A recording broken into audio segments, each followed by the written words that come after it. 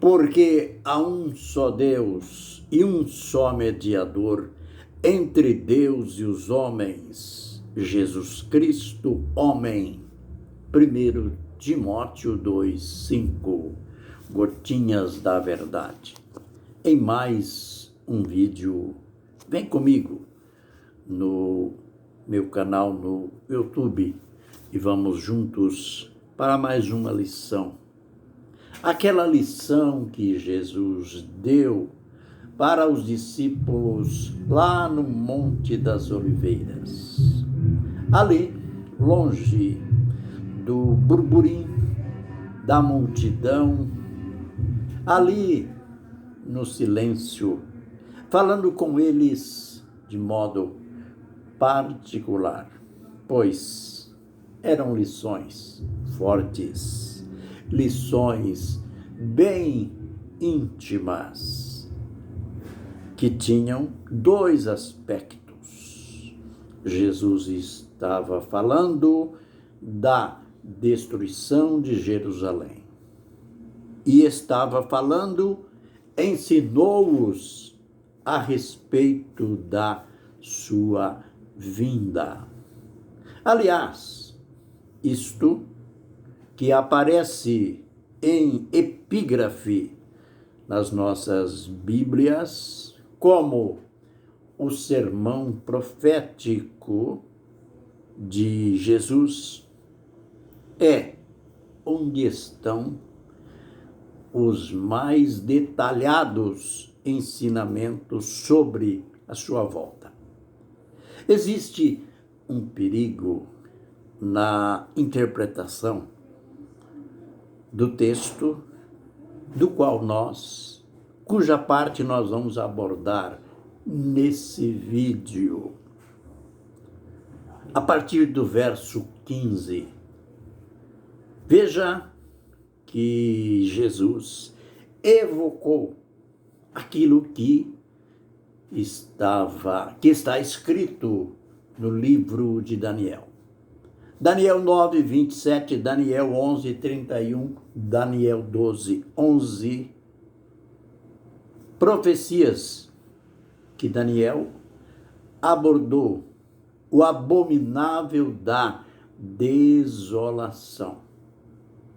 Aqueles que dizem que a profecia já foi cumprida, de que nada daqui interessa para nós hoje, que tudo só tem aspecto histórico, que tudo já aconteceu quando a profecia se cumpriu no ano 70, a destruição do templo e da cidade. Eles estão enganados. Embora o templo foi destruído, como a história descreve, como Jesus tinha profetizado.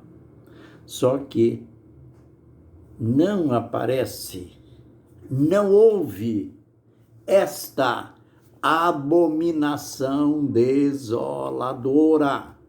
A abominação desoladora se refere à colocação de Deus pagão no altar do templo, como Antíoco Epifânio havia feito no ano 168 antes de Cristo. Aquele acontecimento ali, que é o protótipo daquilo que acontecerá no final ou no tempo do fim. Então, não esqueça de que a profecia aqui tem dois aspectos. Tem o aspecto passado, a destruição do templo, da cidade, já aconteceu.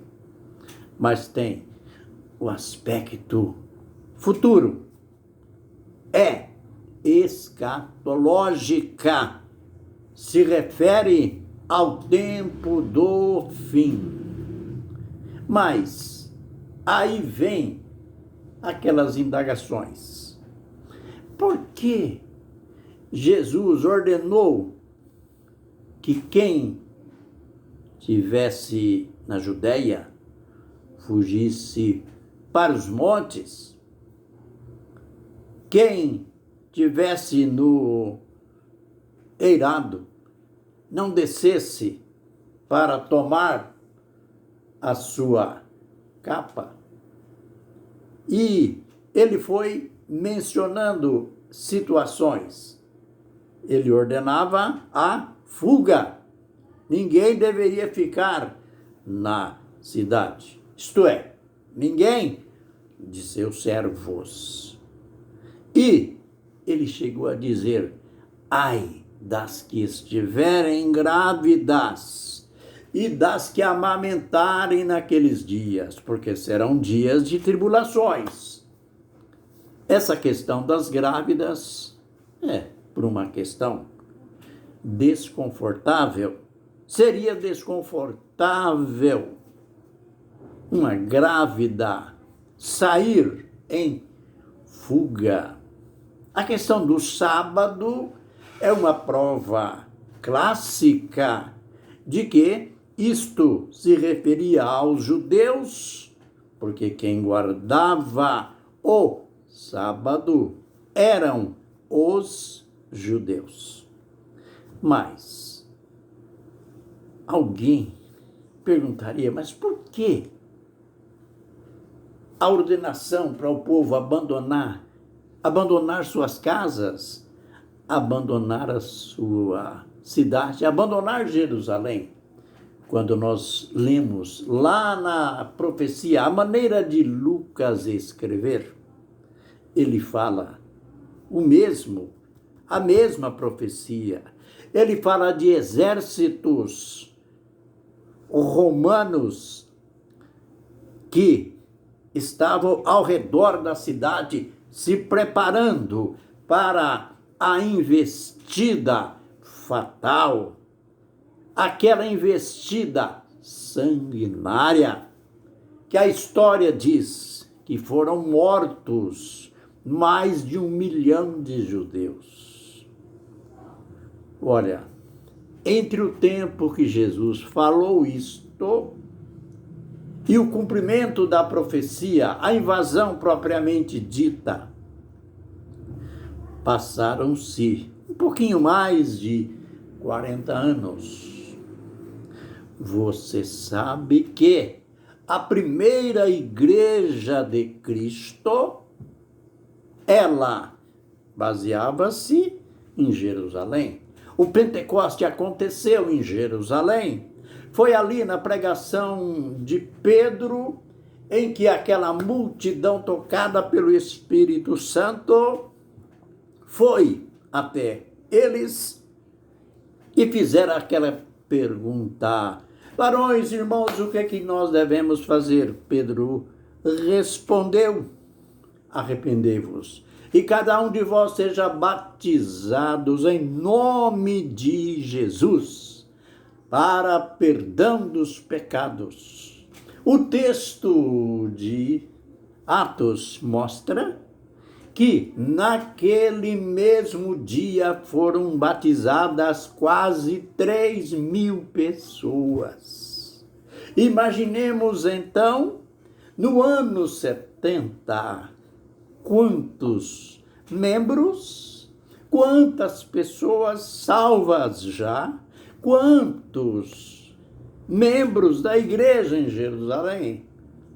Esta mensagem atingiu estas pessoas. Esta ordem de fuga foi para os filhos de Deus, para os servos de Deus. Com certeza,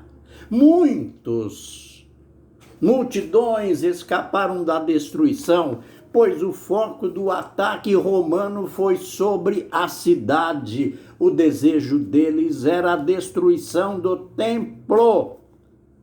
Aqueles que seguiram à risca esta profecia de Jesus, ali, nas cercanias de Jerusalém, existem aquelas regiões rochosas em que muitos cristãos, muitos servos de Deus se esconderam e escaparam da destruição, pois na realidade foi catastrófico.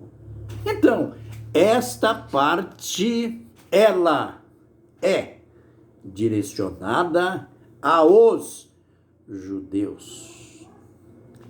Ela já se cumpriu.